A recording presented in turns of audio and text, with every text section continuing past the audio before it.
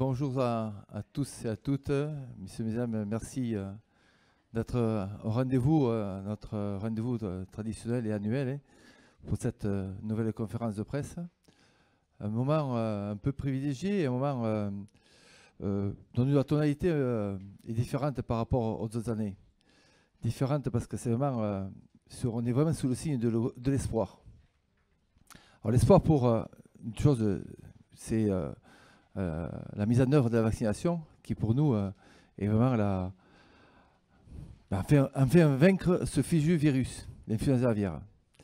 L'espoir aussi pour nous, la filière, retrouver nos marques et retrouver surtout la sérénité dans notre travail parce que pendant 3 années consécutives, 3 années ininterrompues, on avait été touché par l'influenza. Un espoir aussi pour retrouver un niveau de production satisfaisant pour satisfaire tous nos consommateurs, alors à la fois en France, mais aussi international, mais dans tous les niveaux de consommation qui sont à domicile et bien sûr la partie restauration. Bien sûr, on l'a dit souvent, l'espoir, nous, c'est vacciner, mais c'est aussi exporter, quoi. Et pour ça, l'exportation, c'est un sujet très important. Et vous pouvez être sûr qu'on met tout en œuvre avec l'ensemble des services de l'État pour être présent et qu'on puisse exporter au plus vite. Et en fait, je t'aimerais que l'espoir, c'est de passer des beaux moments de festivités pour les futures fêtes de fin d'année, Noël, parce que c'est sûr, je vous promets, il y aura bien du foie gras pour tout le monde. Voilà, c'est sûr. Souvent, on nous pose la question, je vous garantis, il y aura du foie gras. Alors, sans plus attendre, je vais donner la parole à Marie-Pierre, Marie, Victor, qui vont vous détailler un peu cet esprit d'espoir qui est vraiment sur le signe de l'optimisme. Voilà.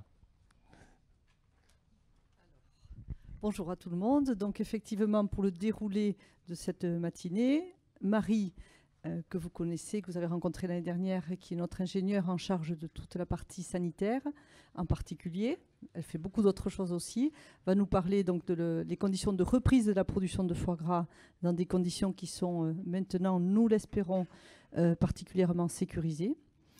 Dans un second temps, c'est Victor qui nous fera le point sur ces 2 produits emblématiques de notre filière que personne d'autre n'a.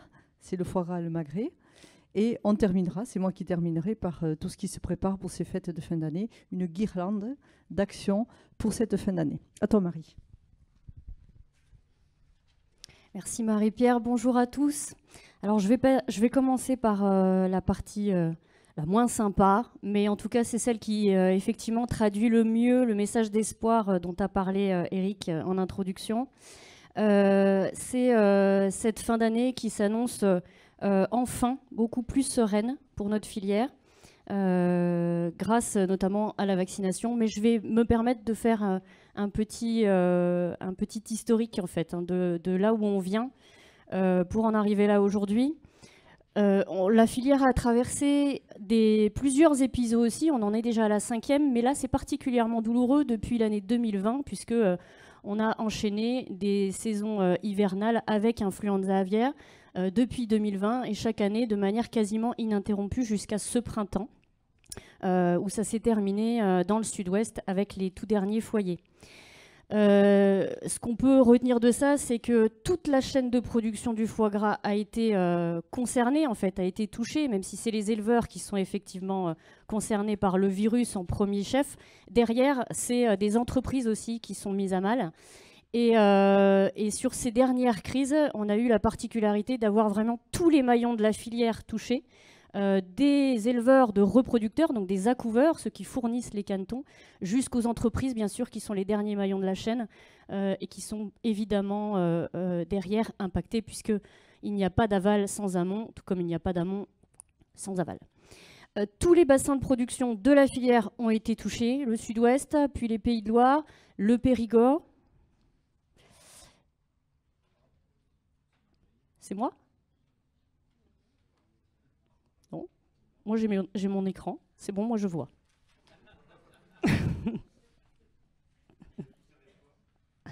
Venez tous derrière moi. C'est pas parce qu'il n'y a plus de batterie et il n'y a plus d'internet.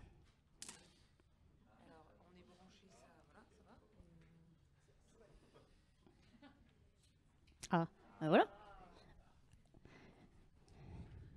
Il faut avoir les spécialistes, c'est tout.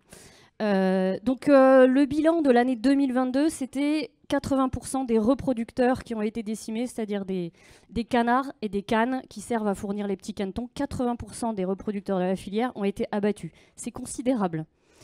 Heureusement, depuis juillet 2023, on touche du bois, aucun foyer en élevage, ce qui nous a permis de lancer le plan de vaccination de manière plutôt sereine. Mais on a aussi quand même, je voudrais quand même souligner ce qui a été fait depuis 2022, justement, depuis cette crise historique.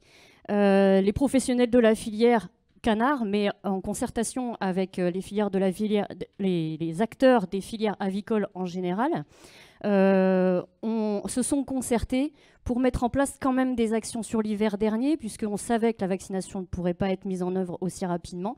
Et donc, il fallait impérativement se mettre tous d'accord pour prendre des mesures qui soient suffisamment radicales pour avoir un effet suffisant en attendant la vaccination. Et donc, je vous ai parlé l'année dernière, à l'automne de l'année dernière, d'une initiative sur le sud-ouest qui a été baptisée le plan Adour. Donc c'était vraiment une expérimentation lancée par les professionnels de la filière où ils se sont dit ce qu'il faut, c'est baisser drastiquement les densités d'élevage, mais sans tuer pour autant les entreprises. C'est-à-dire qu'il fallait malgré tout pouvoir préserver la production pour la saison des fêtes.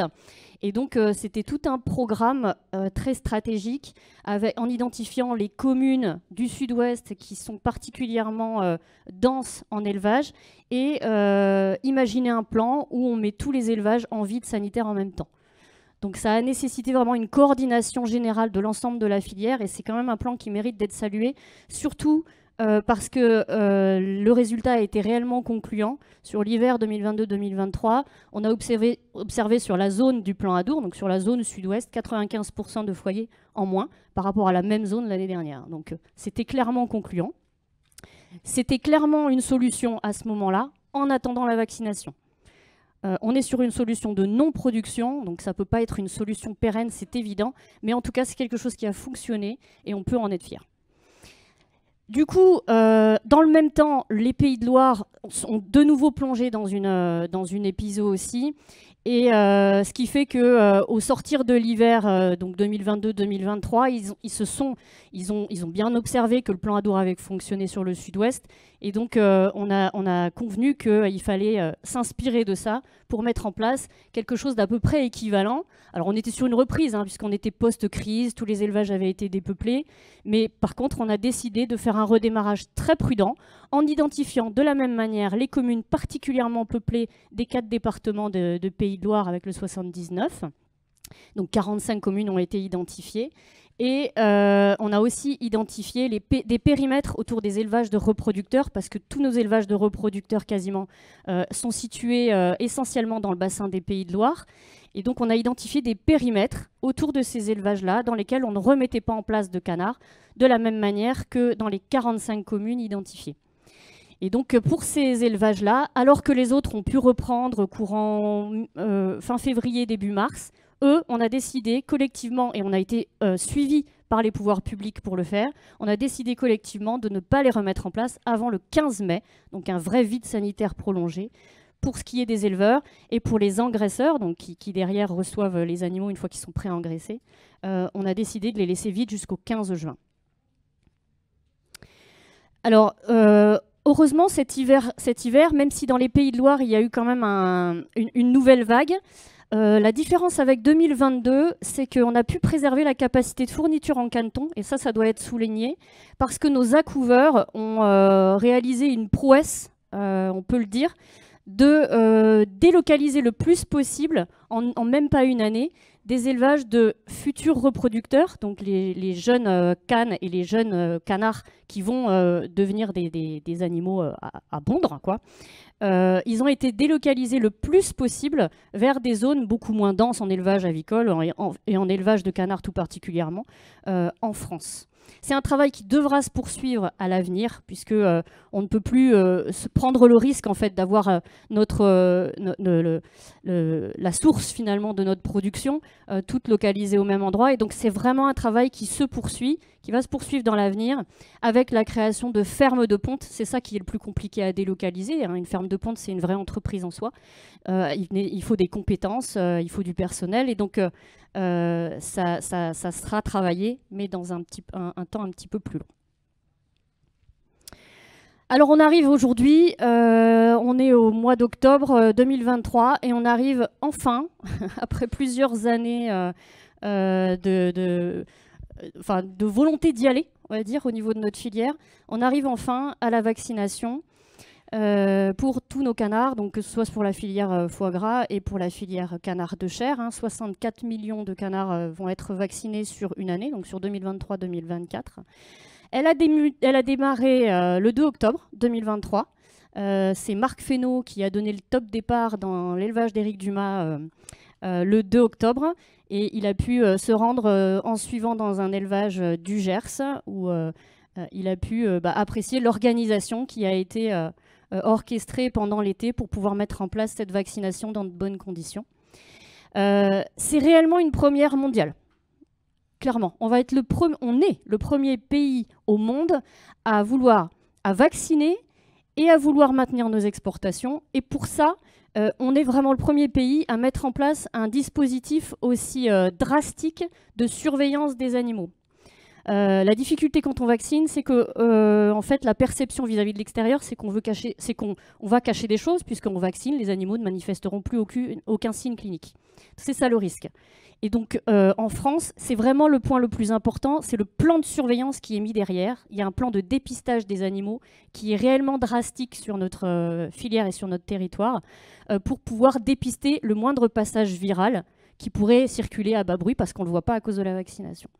Le principal intérêt de vacciner nos animaux, c'est bien sûr qu'on va casser les ponts de circulation, tout simplement. On va éviter la diffusion et c'est bien ça qu'on recherche.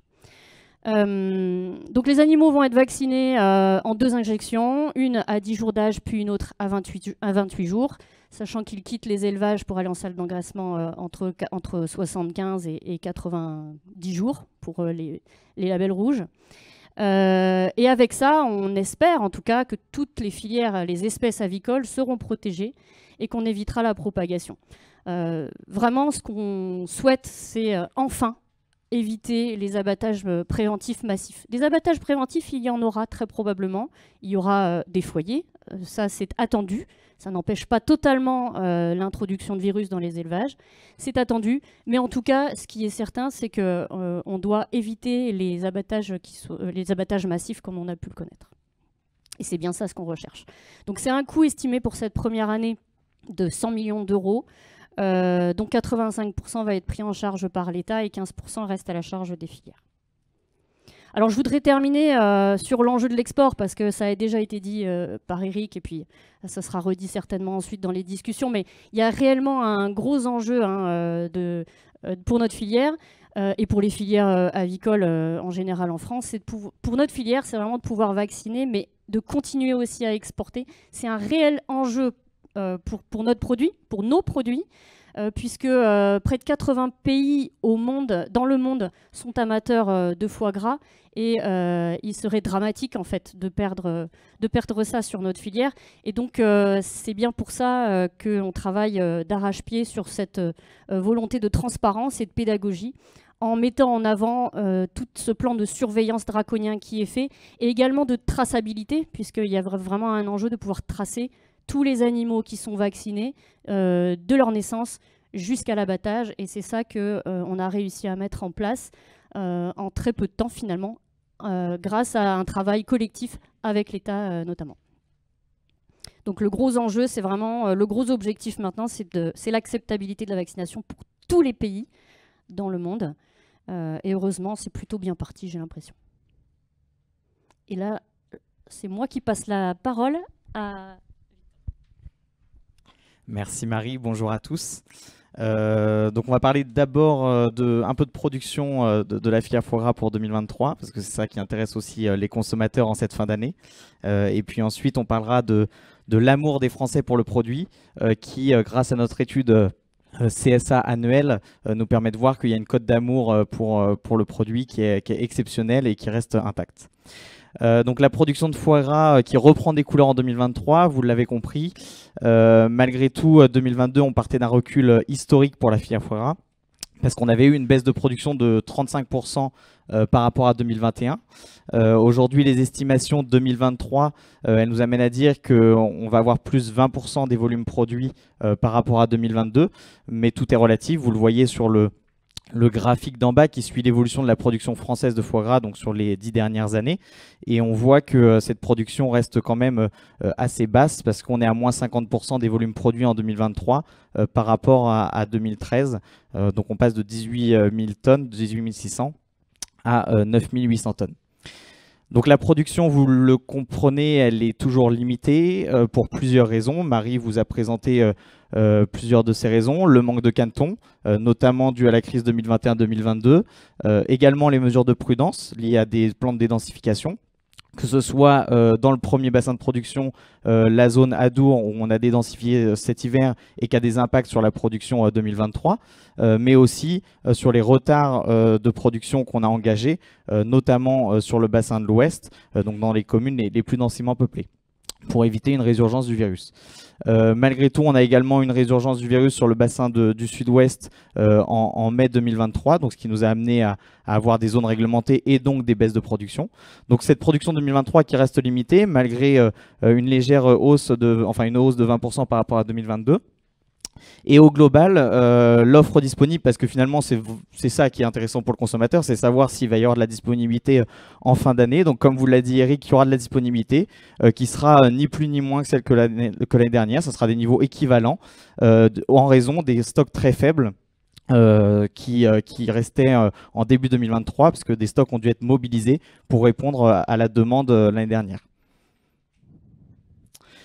Sur les niveaux de coûts de production, donc des niveaux de production qui restent toujours élevés, à la fois en élevage et en transformation.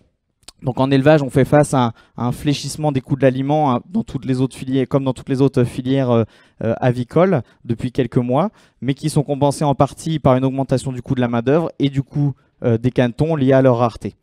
Également, on a une hausse à venir due à la vaccination. Marie vous a dit que 15% du coût de la vaccination au global devait être prise en charge par la filière.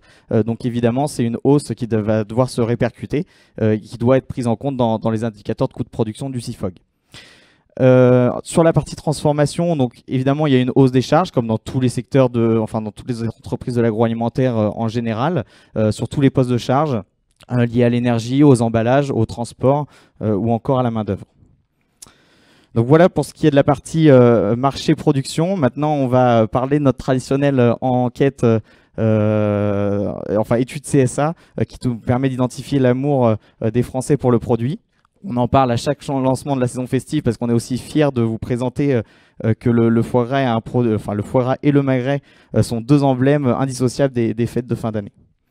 Alors le foie gras, c'est vraiment la valeur sûre de la fin d'année pour les Français, et on va le voir à travers les diapositives suivantes. Il est synonyme de plaisir, de fête et de plaisir partagé. 9 Français sur 10 consomment du foie gras, et les Français attachent beaucoup d'importance au foie gras pour les fêtes en toutes circonstances. Le foie gras, c'est vraiment un moment de partage, et c'est pour ça qu'il est particulièrement adapté aux fêtes de fin d'année, parce qu'il a plein de qualités. C'est le grand incontournable des repas de fête pour les 3/4 des Français. Donc c'est le premier produit incontournable des fêtes, devant le saumon fumé et la bûche de Noël. Et tout simplement parce qu'il est traditionnel, il est festif, il est haut de gamme, il est de qualité, mais il fait aussi plaisir, parce que c'est avant tout un moment de partage, comme les fêtes de fin d'année sont un moment de partage entre familles, entre amis, et on est tous heureux de se retrouver à partager du foie gras dans ces moments-là. Cette étude CSA, elle nous permet aussi d'évaluer le niveau de confiance des Français vis-à-vis de nos produits. Globalement, les Français sont très confiants sur plusieurs points en matière de qualité gustative, de sécurité alimentaire et puis de traçabilité, de l'ordre de 90%. Mais également ont confiance en nos modes de production, à hauteur de 83%. Donc c'est très rassurant pour notre filière. Malgré tout, on se rend compte que les Français en fait ont une vraie méconnaissance par rapport à notre filière. Je ne pense pas que ce soit spécifique à notre filière foie gras. Je pense que c'est spécifique, enfin c'est par rapport aussi aux autres filières avicoles. Mais en tout cas, cette étude CSA elle nous permet de montrer que seuls 11% des Français savent que la phase d'engraissement dure seulement 10% de la durée de vie de l'animal. Donc c'est pour ça, et Marie-Pierre va vous présenter notre plan de communication tout à l'heure, c'est pour ça qu'on a décidé de maintenir un plan de communication tourné vers la transparence et la pédagogie pour justement expliquer aux Français ce qu'est la filière foie gras. Le foie gras, donc comme vous le savez, il est inscrit au patrimoine culturel et gastronomique français depuis 2006. Aujourd'hui, les Français identifient vraiment le foie gras comme un ambassadeur de la gastronomie française. Le foie gras, Marie vous l'a dit, il s'exporte dans plus de 80 pays du monde.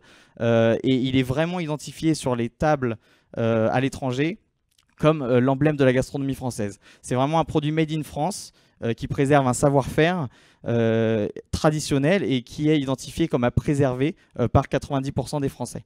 Il participe à ce rayonnement de l'art de vivre de la culture gastronomique française dans le monde et j'y reviendrai juste après en citant mon président de la commission export.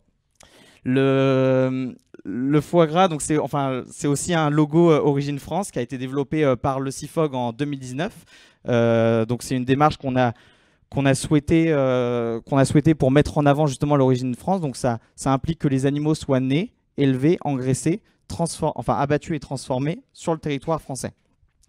Aujourd'hui, ce logo Origine France, il est vraiment perçu comme un gage de confiance. C'est une incitation au choix en magasin pour 9 Français sur 10, mais c'est aussi un logo qui est rassurant en termes de transparence sur l'origine et la traçabilité. Et c'est ça aussi que les Français recherchent en magasin. Donc voilà, le foie gras, on l'attend en magasin pour les fêtes de fin d'année. On l'attend également à la carte des restaurants des chefs. C'est un incontournable des cartes de restaurants. Et puis d'ailleurs, on a des futurs jeunes chefs aujourd'hui avec nous qui pourront pas vous dire le contraire. Les Français sont avides de foie gras au restaurant et pour 9 Français sur 10, c'est un indispensable des fêtes de fin d'année, mais c'est aussi un indispensable de toutes les occasions de fête en général, que ce soit Pâques, la Saint-Valentin, la fête des mères. Et 60% des Français veulent du foie gras tout au long de l'année sur les cartes des restaurants. C'est vraiment un indissociable des cartes de restaurants. Donc c'est à ce moment-là que je cite mon président de la commission export, parce que le foie gras, c'est cet emblème de la gastronomie française. Les touristes internationaux viennent en France également pour manger du foie gras. Fabien vous dira qu'un étranger, un touriste américain ou chinois, son rêve, c'est de manger du foie gras devant la Tour Eiffel, qui sont les deux emblèmes de la France. Et c'est vrai. Oui, voir les deux, mais dans l'idéal, faire les deux en même temps. Malgré tout, sur cette partie restauration, en 2022, c'est vrai qu'on a souffert du manque de disponibilité qu'on a discuté juste avant à cause des crises d'influenza, et ça a impacté fortement la restauration et donc la disparition du foie gras de certaines cartes. Aujourd'hui, avec le retour des volumes, on tient à rassurer les professionnels de la restauration sur le fait qu'il y aura bien du foie gras pendant les fêtes de fin d'année, et on tient à rassurer que les professionnels de la restauration qu'on pourra les fournir en foie gras. Alors, on a beaucoup parlé du foie gras. On a aussi le magret, parce qu'un canard gras, un canard à foie gras, ça produit du foie gras, du magret et du confit.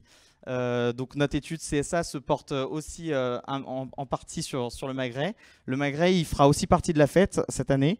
Il est consommé par 9 Français sur 10 comme le foie gras. Et c'est surtout, ça c'est un peu méconnu, mais c'est le deuxième plat préféré des Français, juste après la côte de bœuf. On était premier pendant un temps et là cette année on a reperdu une place. Faut savoir aussi faut être joueur et puis il faut savoir repasser deuxième quand il le faut. Donc un Français sur 2 l'estime indispensable au restaurant. Et il faut savoir que 25% des achats annuels sont concentrés sur les 2 derniers mois, novembre et décembre. Donc c'est une viande qui est festive parce qu'elle est unique en son genre. C'est une viande rouge qu'on connaît un peu moins, mais qui est super facile à cuisiner. Elle se cuisine de différentes façons à la plancha. Alors là, c'est moins la saison des planchas, vous allez me dire. Mais on peut la cuisiner à la poêle et au four. On peut même faire les deux. On peut la saisir à la poêle puis la mettre un peu au four. Et en plus, elle a l'avantage de se marier à merveille avec tous les ingrédients qu'on a l'habitude de consommer pendant les fêtes de fin d'année. Donc la châtaigne, les champignons, le miel et tous ces autres produits. Le foie gras, cette année, on va aussi le redécouvrir sous différentes formes qui sont, enfin pour le redécouvrir, avec les tendances de fin d'année 2023, notamment à l'apéritif avec des nouvelles formes de consommation, des petites présentations en tube qu'on va pouvoir mettre dans des burgers, enfin dans des mini-burgers ou sur des toasts, ou encore des petites bouchées avec foie gras et magret qui fait une explosion en bouche de saveurs. Des produits adaptés aussi à tous les types de budgets et au budget un peu plus modeste parce que aujourd'hui, enfin surtout cette année, et vous allez avoir l'occasion, excusez-moi, d'en goûter juste après. On a des entreprises qui ont aussi fait des spécialités tartinables qui associent le foie gras et d'autres produits non issus de canard gras. Et puis toujours des ingrédients singuliers avec des signatures de chefs et l'utilisation d'autres ingrédients de très haute qualité comme la truffe, le cognac ou le poivre rouge de Campote. Et voilà, c'est tout pour moi. Je relaisse la parole à ma directrice.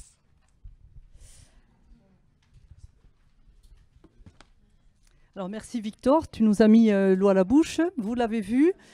Le foie gras reprend des couleurs. C'est effectivement un espoir et un soulagement.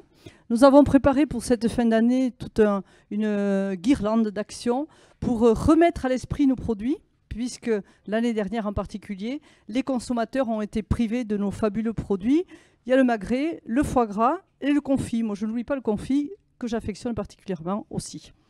Alors, nous avons en premier lieu, et avec fierté, parce que c'est la 19e édition que nous organisons le challenge des jeunes créateurs culinaires. Donc nos jeunes chefs qui ont joué la finale ce matin sont derrière dans la salle. On va les saluer tout à l'heure aussi à l'occasion du déjeuner. Ils se sont réunis sur le thème cette année, le foie gras, le burger chic et magique, avec du foie gras. Je vois une petite affiche là-bas qui me donne bien envie de croquer dedans. Je crois qu'effectivement, la finale s'est très bien déroulée pour les 6 finalistes et nous connaîtrons tout à l'heure donc le regagnant, mais tout le monde aura son petit cadeau quand même, rassurez-vous. Et nous sommes fiers. Notre filière accompagne les jeunes depuis 19 ans et c'est quelque chose d'important parce qu'il y a la transmission d'un savoir-faire, il y a la transmission de cette culture sur un produit qui est iconique. Donc cette finale s'est déroulée à l'école Médéric et nous remettrons donc la remise des prix tout à l'heure. Deuxième point, nous organisons aussi avec Eurotalk Jeunes. Qui est donc la section jeune de la grande famille Eurotalk, une initiative particulière et qui sont des masterclass organisées dans des lycées hôteliers. Il y en aura 6 à 8, on est en train de finaliser les 2 dernières pour cette fin d'année, toujours pour favoriser un échange avec ceux qui vont faire la cuisine de demain. Pour nous, c'est très important de développer cette pédagogie autour de notre produit, ces savoir-faire dans la cuisine, du foie gras, du magret et du confit. Ces recettes seront activement relayées sur les réseaux sociaux, bien sûr, que ce soit sur le réseau Eurotalk ou sur notre réseau qui est maintenant largement étayé, puisque nous avons divers supports, que ce soit sur Instagram, sur Twitter, bien sûr, sur tous les supports habituels des réseaux sociaux. Le dernier point, c'est les partenariats que nous avons pu nouer et de façon maintenant régulière chaque année avec l'émission très bien connue de Top Chef, M6, sur M6, ou les petits plats en équilibre avec Laurent Mariotte qui a mis à l'honneur donc 2 recettes, une sur le magret, une sur le foie gras. Et nos chefs de Top Chef, avec bien sûr quelques têtes connues dans le sud-ouest plus particulièrement, que ce soit Hélène Darroze ou Philippe Etchevest notamment. Je ne vois pas si les 2 autres, je les connais bien. Help.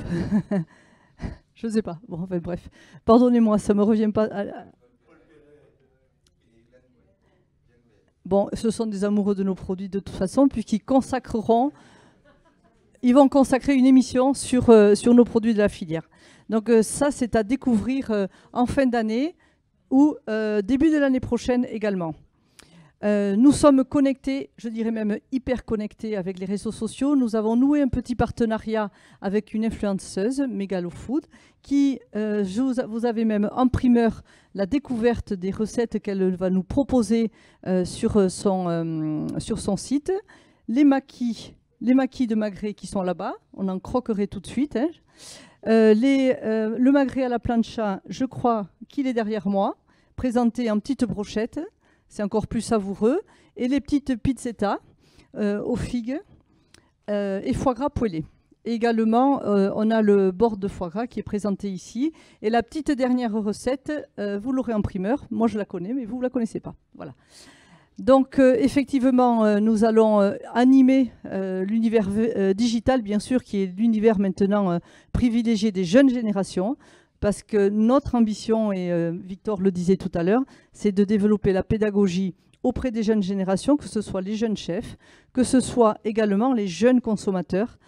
Parce qu'effectivement, de toute façon, en touchant les jeunes consommateurs, on touche les consommateurs parents, voire grands-parents aussi. Donc c'est finalement une opération très intéressante. Et je dois vous annoncer également que nous avions un programme européen qui s'appelait Teach, qui a été donc conduit pendant 2 années avec un partenariat avec 2 jeunes chefs, Pierre Chaumet et Mathias Marc, qui a été reconduit pour 3 années grâce donc à l'accompagnement de l'Union européenne à 80%. Donc Teach Further. La suite l'année prochaine sur la déclinaison de ce programme que nous découvrirons avec Justine qui nous a rejoint et que vous verrez donc habituellement. Tu peux te lever, Justine, puisque tu es la nouvelle venue dans notre équipe pour toute la communication et le marketing. Donc c'est moi qui vais conclure. Effectivement, vous nous retrouvez désormais avec un peu plus de sourire que ces années passées, avec un peu plus de couleur que les années passées. Nous sommes, nous l'espérons, et c'était espoir, dit par notre président, d'une sortie de crise pour notre filière. On reprend nos marques, reprise progressive de la production, grâce à une sécurisation qui est permise avec la vaccination de nos animaux, qui devraient être maintenant protégés de ce virus. L'attente de nos produits, que ce soit le foie gras, le magret, le confit, reste une valeur sûre pour ces fêtes de fin d'année. Ce sont des produits qui sont attendus par les consommateurs. Le foie gras, mais surtout le magret, revient maintenant en rayon et au restaurant. Et nous restons donc à la proximité de nos consommateurs et des restaurateurs avec des actions multiples et variées qui vont à nouveau s'intensifier dans les années à venir. Voilà. Donc écoutez, nous vous remercions pour votre attention et nous sommes toute l'équipe du CIFOG avec le président et le vice-président Fabien Chevalier qui est à nos côtés aussi pour répondre à vos questions. Mais nous avons également des représentants et nous avons Emmanuel Charda qui est le président des entreprises de foie gras, de la FIAC Foie Gras, et Benjamin Constant, le président des producteurs de foie gras. Merci Marie-Pierre, merci Marie, merci Victor. On voyait bien que cet espoir, il est dû à la ténacité de l'équipe du CIFOG, mais aussi de l'interprofession dans son ensemble. Quand vous vivez ces crises depuis 2016, nous sommes des fervents défenseurs du foie gras, c'est notre métier. Et que de ce partage de ce produit incontournable de fin d'année, c'était indispensable que nous tenions la barre pour arriver à cet espoir, ce bout du tunnel, pour que demain, on soit constamment présent à offrir notre produit emblématique, le foie gras, mais pas que, le magret, et je n'oublie pas le confit. Alors, vous avez compris que dans notre filière, on est toujours dans les schémas d'innovation pour s'adapter au pouvoir d'achat, être innovation dans notre qualité, dans différents produits. Et ça, c'est notre rituel. Être constamment dans se faire désirer, être innovant et constamment être incontournable. Alors, ce que nous proposons, c'est qu'on passe une séance questions-réponses et la séance, la parole est à la salle.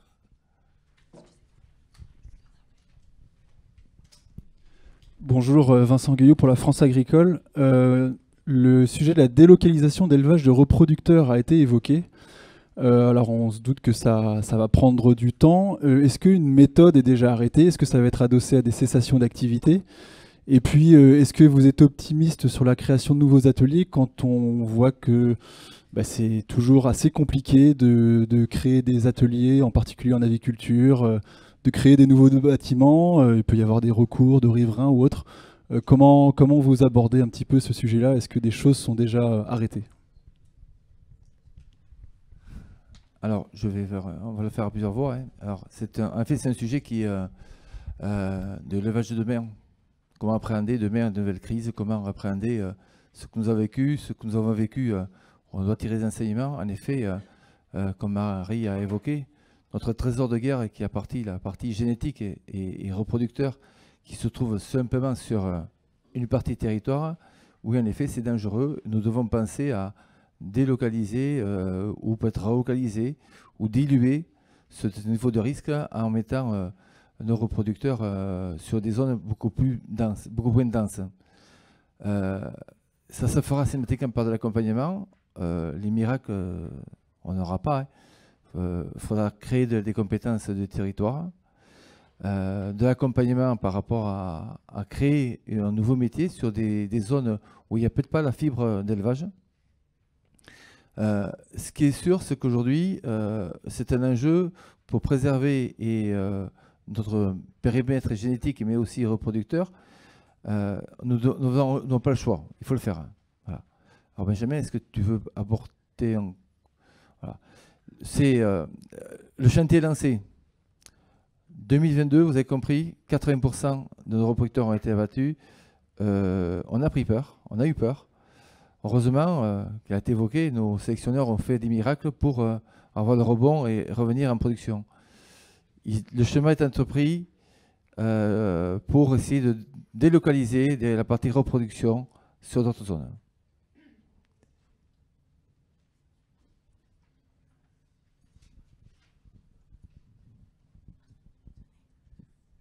Bonjour, Hélène Chaligne, Contexte.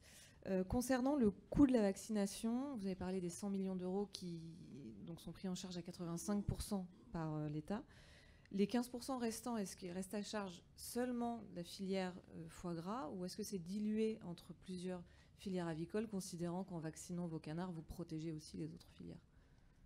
Alors en effet, vous avez dit que le coût total c'est 100 millions d'euros, que le reste à charge c'est 15% de la filière foie gras, mais aussi canard rôtir. Et le reste à charge est vraiment basé sur la filière canard, foie gras et rôtir. Vous n'avez pas négocié avec les autres filières pour... Alors, on a négocié. Alors, par contre, je sens bien que... allez, je vais vous prendre comme un allié, parce que quand vous dites que canard vacciné protège les autres productions, à la fois en territoire, oui, c'est vrai. Nous, ce qu'on martèle depuis le départ, c'est que à partir du moment où on vaccine nos canards, on va permettre une meilleure cohabitation de l'ensemble des filières, des autres productions, mais aussi une meilleure cohabitation à l'intérieur du territoire. On est sur le pas de temps, là, on démarre, 15%. 24, il faudra retravailler. Mais en effet, nous avons en tête que ce coût de production, ce niveau de risque qui va être protégé, en nous protégeant en vaccinant un canard, on protège à la fois les autres filières. Donc oui, pourquoi pas un schéma de mutualisation et de solidarité. Oui, bonjour, Adrien Cahuzac de RIA. Je voudrais revenir sur l'export. Est-ce que vous pouvez préciser un petit peu où est-ce que vous en êtes aujourd'hui en termes de nombre de pays qui sont fermés, ceux avec qui vous négociez pour réouvrir éventuellement? Voilà, je sais que ça a été évoqué, mais je n'ai pas entendu au début. Merci. Entendu. Alors, dans toutes ces questions, des fois, on fait appel à un ami.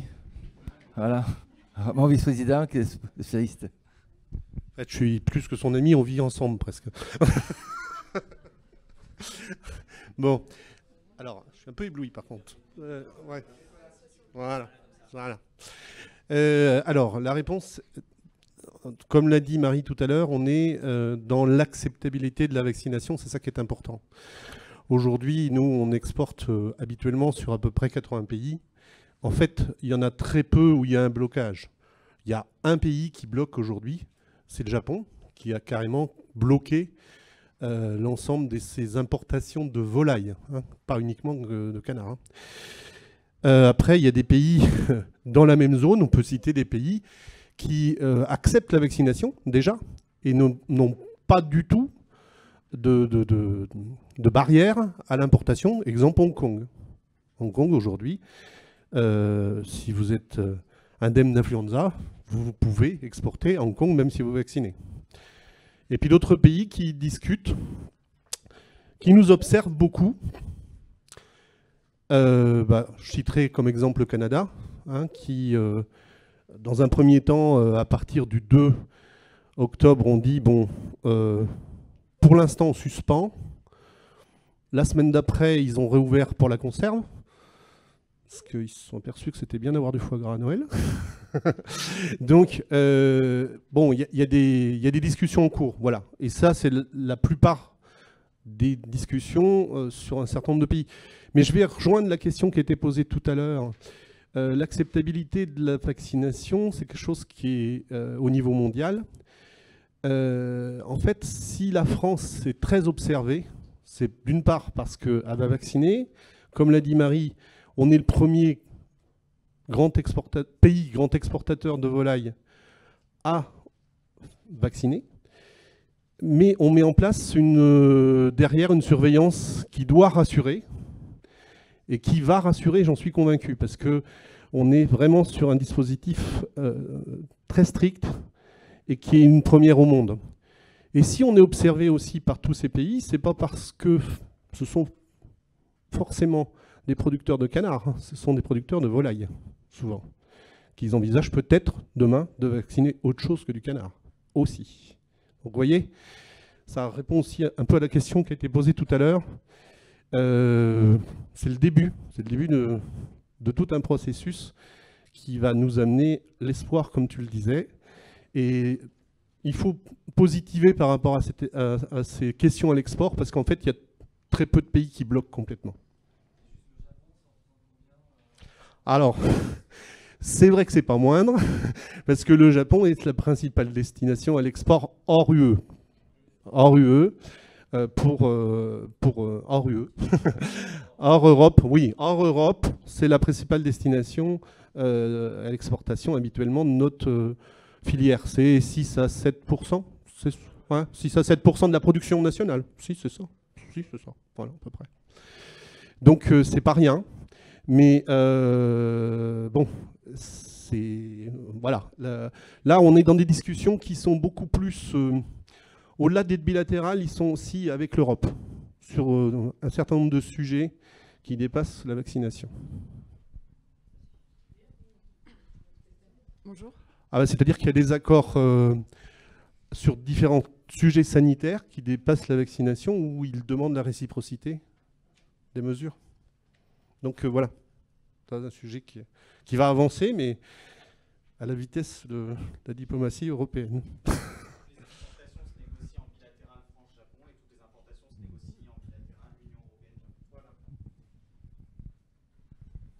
Oui, Elsa Casalegno du magazine Que Choisir. Moi, j'ai 3 petites questions. La première, pour revenir sur le coût de la vaccination de 100 millions d'euros. C'est un coût un peu de mise en route ou c'est un coût qui sera chaque année, qui pèsera chaque année sur la filière? Alors, de mise en route, j'espère pas, parce que ça commence à peser quand même, 5 millions d'euros. Pour nous, j'espère que ça baissera. Non, aujourd'hui, la participation de la filière qu'on nous demande, c'est à hauteur de 15%. Comme il a été évoqué tout à l'heure, c'est qu'aujourd'hui, on sait que ce sera évolutif. Voilà, tout reste à définir, que la répartition reste à définir. Voilà, mais ça, c'est calé pour l'année de 23 jusqu'à septembre 24. Et les années qui suivent, et on verra comment on va évoluer. Ce sont des discussions qui sont en cours avec le ministère et les autres filières, bien sûr. Alors, deuxième question, c'est sur les prix. il y aura du foie gras.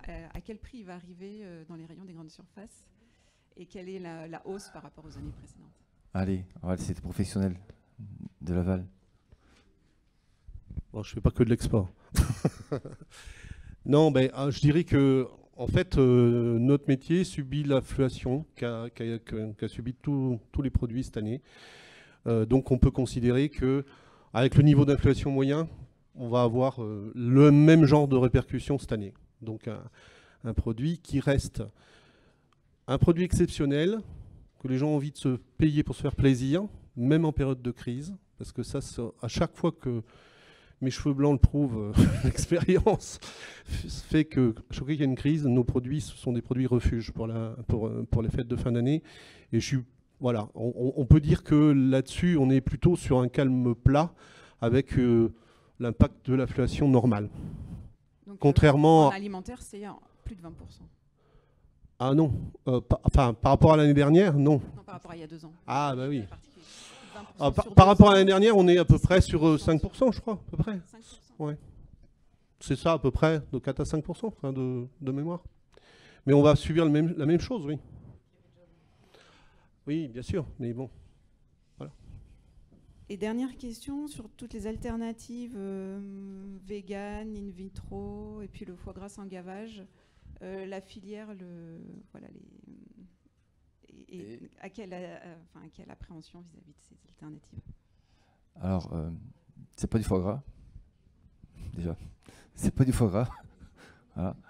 Aujourd'hui, comme dit souvent ma directrice, moi j'aime pas manger des huîtres. J'aime pas les huîtres. Ça n'empêche pas de manger, des gens manger des huîtres.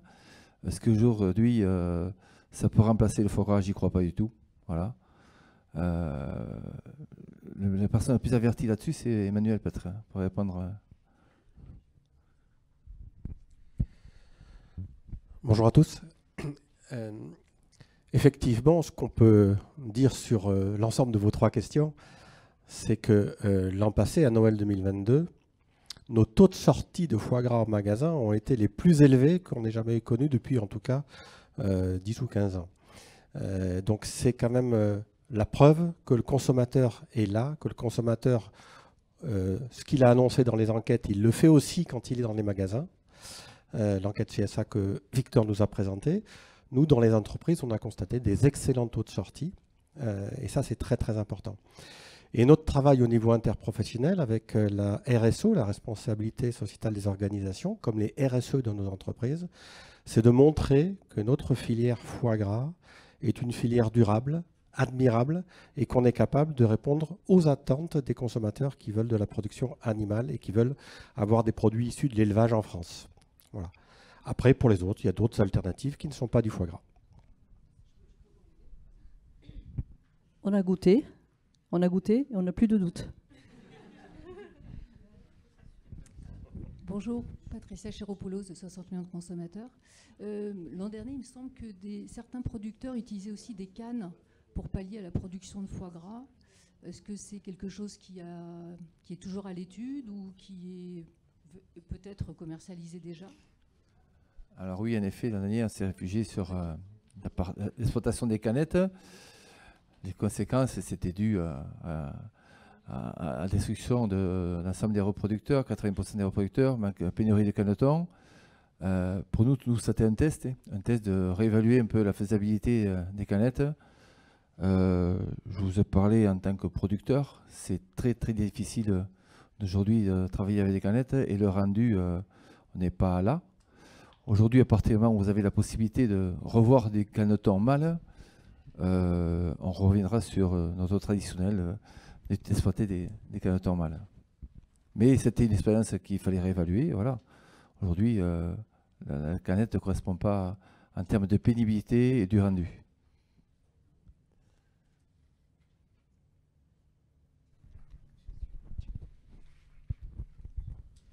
Oui, bonjour, Jean-Marc Chollet, ActuAgri. La filière canard a l'air de s'en sortir. Qu'en est-il de la filière oie? Très bonne question. Très bonne question. Oui, en effet, l'oie fait partie aussi de ces produits, de ces espèces qui foie droit gras. Aujourd'hui, c'est une production qui est très difficile à maintenir, qui est, on va considérer même en péril, qu'on devrait même peut-être protéger l'espèce. Notre grande crainte, c'est qu'aujourd'hui, quand on vous a parlé de vaccination, en effet, on a la vaccination pour l'espèce canard. On ne le possède pas pour l'oie, c'est ce qui nous inquiète le plus. C'est chose qu'on a fait remonter quand même au niveau des ministères. Et aujourd'hui, l'oie représente même pas 1% de notre production de foie gras. Il y a quand même une volonté de la filière de maintenir et de cette production-là, parce que c'est quand même un emblème aussi de notre filière à nous, et que quand on parle, par exemple, le territoire comme le Périgord, c'est avant tout le foie d'oie qui met à l'avant. Pour nous, c'est un souci, mais on fait remonter nos inquiétudes par rapport à protéger l'espèce, notamment parce qu'aujourd'hui, elle est extrêmement vulnérable par rapport à l'influenza.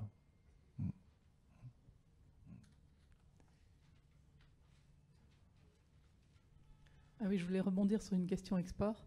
Je voulais juste savoir si vous aviez fait une estimation de l'impact que ça aurait sur les exportations en 2023.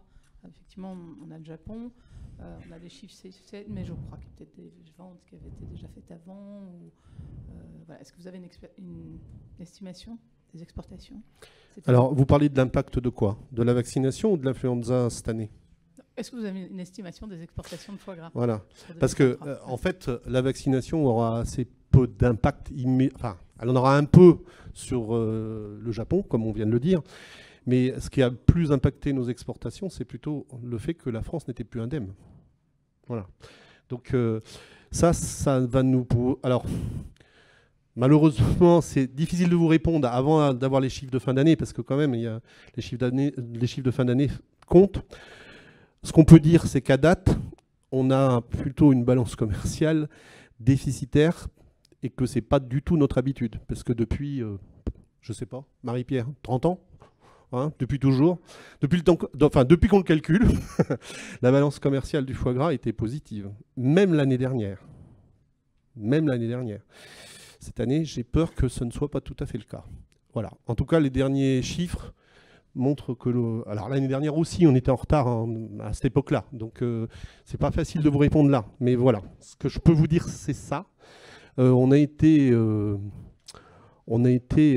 positif de 30-40 millions pendant des années, ce qui est pas rien, hein, et aujourd'hui oui, même 50 millions, oui. Allez, entre 40 et 50 millions, voilà. On va dire ça comme ça. Pas tous les ans 50 quand même. Mais bon, on avait des objectifs de continuer à se développer. Et on a en plus, de toute façon, ouais, on l'avait pour les années qu'on n'a pas pu le faire parce qu'il y a la grippe aviaire qui nous embêtait. Mais on va garder ce cap parce que tout simplement, on voit très bien que quand on ouvre un pays, tout de suite, il y a une vogue pour le foie gras. Enfin, les gens... sont, je disais, pour les touristes qui viennent en France, mais même quand ils sont dans leur pays, ils attendent notre produit. Ça, c'est certain.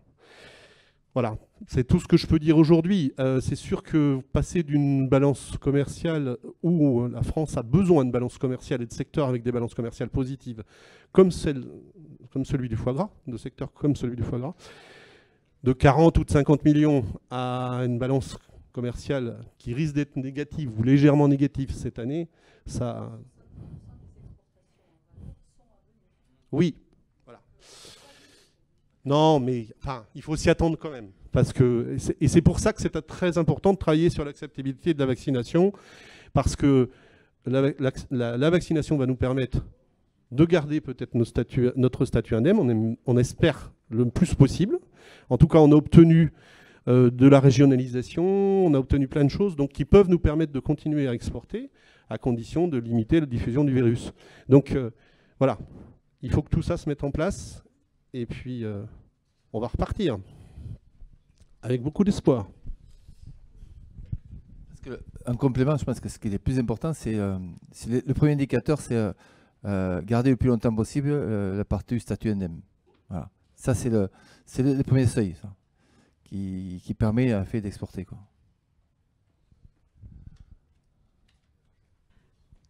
Bonjour, Sophia Boudin-Bala pour l'AFP. Je suis désolée, moi je ne suis pas très spécialiste de ce secteur, donc je vais vous reposer des questions assez basiques. Est-ce que vous pouvez nous dire quelle est la part, alors peut-être pas sur les 2 dernières années, mais sur les 10 précédentes par exemple, des exportations par rapport à la production? Est-ce que ça représente en valeur? Parce que ça c'est important. Moi j'aurais besoin de savoir quelles ont été vos pertes aussi. Je sais que c'est un chiffre, à un moment donné, c'est très compliqué, je sais, hein, d'avoir un chiffre consolidé de chiffre d'affaires et de voir où on en est aujourd'hui, mais c'est important. Là, vous nous parlez de 40 à 50 millions. Quelle est la fourchette que vous attendez précisément cette année, même si c'est difficile de le dire? Quelle a été celle de l'année dernière déjà? Qu'on comprenne cette évolution. Et sinon, j'ai juste deux... Oui, de la balance, pardon. Oui, non, excusez-moi. Oui, c'est pour ça que ce serait bien qu'on ait en fait des chiffres en regard. Enfin, vous avez donné ceux de la production, mais c'est bien qu'on sache quelle est la part de l'export, est-ce que ça représente. Sinon, sur la vaccination, puisqu'il y avait plusieurs tests en fait. En France, il y a eu ce test sur la vaccination canard, mais il y a eu d'autres tests de vaccins qui étaient testés pour d'autres espèces. Est-ce que vous savez où on en est simplement sur le vaccin lui-même en fait, et du coup, ce qui pourrait permettre évidemment d'avoir un peu plus de perspectives. Et j'ai une dernière question sur le nombre de personnes qui ont renoncé. Vous l'avez évoqué un peu tout à l'heure, mais est-ce qu'aujourd'hui on sait par secteur qui a décidé de ne pas recommencer en fait, parce qu'il y a eu des périodes longues de vide sanitaire. Et nous, on avait rencontré pas mal d'éleveurs qui étaient très découragés et qui hésitaient vraiment à reprendre une activité. Je vous remercie. Je propose de répondre un peu sur les chiffres en termes d'export. On était en moyenne entre 100 et 120 millions d'euros de chiffre d'exportation du foie gras cru et des préparations à base de foie gras. L'année dernière, on est tombé à 80 millions d'euros, mais c'était stable par rapport à 2021. Voilà. Donc ça, c'est à peu près pour vous donner un ordre de grandeur. La balance commerciale, elle oscillait entre 40 et 50 millions d'euros. On a même eu un pic à 56 millions en 2015. Il est question d'autres sur... et à quoi on s'attend pour cette année? Et ça représente... et puis les exportations, c'est à peu près 15% des volumes qui sont exportés. Le reste est principalement consommé en France. C'est le pays de la consommation du foie gras, c'est la France. Voilà. En volume, oui. En volume, c'est à peu près 15, voire 15 à 20% du volume de la production française qui est exporté habituellement.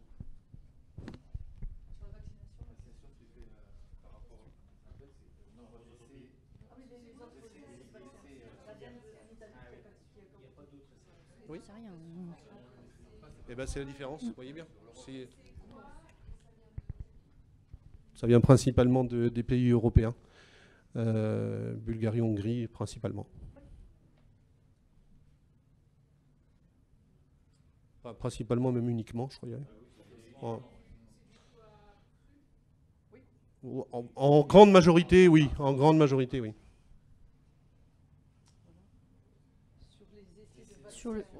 Sur les essais de vaccination, on a peu d'éléments, nous. Faut interroger la communauté scientifique, mais l'Italie avait fait des essais sur la dinde, qui a priori sont moyennement concluants, ou en tout cas, ce n'est pas des essais comparables à ceux qui ont été faits en France. On n'a pas autant d'éléments de comparaison avec des lots témoins, etc. Donc peut-être un peu moins exploitable. Et il n'y a pas pléthore de solutions vaccinales sur la dinde. C'est un peu comme le canard. Donc, quand on essaie des vaccins et que ça ne fonctionne pas très bien, on n'a pas trop de solutions de repli. Donc, le travail est encore en cours. Sur la Hongrie, il y a eu des essais aussi sur les oies. Bon, je crois que ça a été un essai plutôt qui n'a pas en tout cas, qui n'a pas fonctionné jusqu'au bout parce que le lot en question est tombé foyer. Ça s'est trouvé que c'était en même temps que l'épisode aussi. Donc je crois que voilà.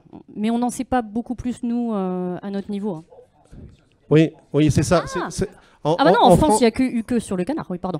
Voilà. Par contre, par rapport à la loi qui a été évoquée tout à l'heure, on a quand même sollicité l'école vétérinaire de Toulouse avec l'ANSES pour commencer à travailler là-dessus. Voilà. En attendant, on espère simplement que la vaccination des canards suffira à protéger les oies qui sont à côté.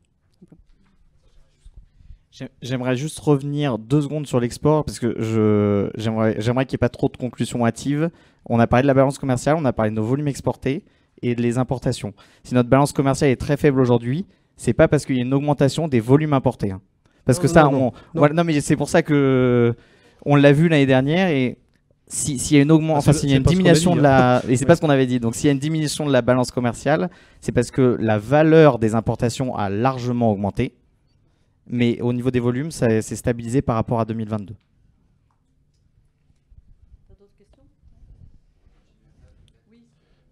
Attends.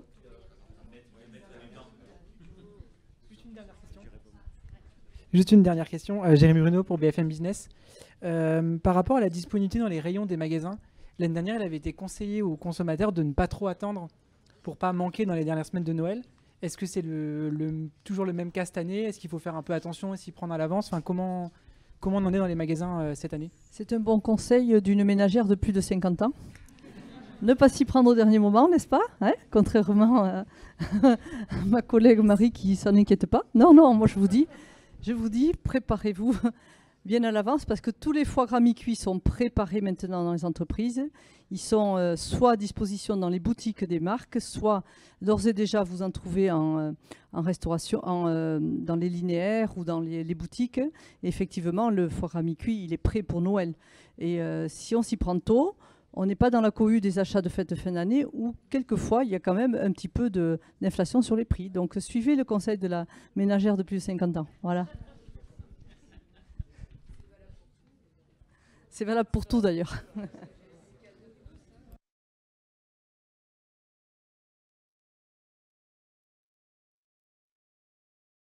Je vous remercie à tous et à toutes d'avoir participé.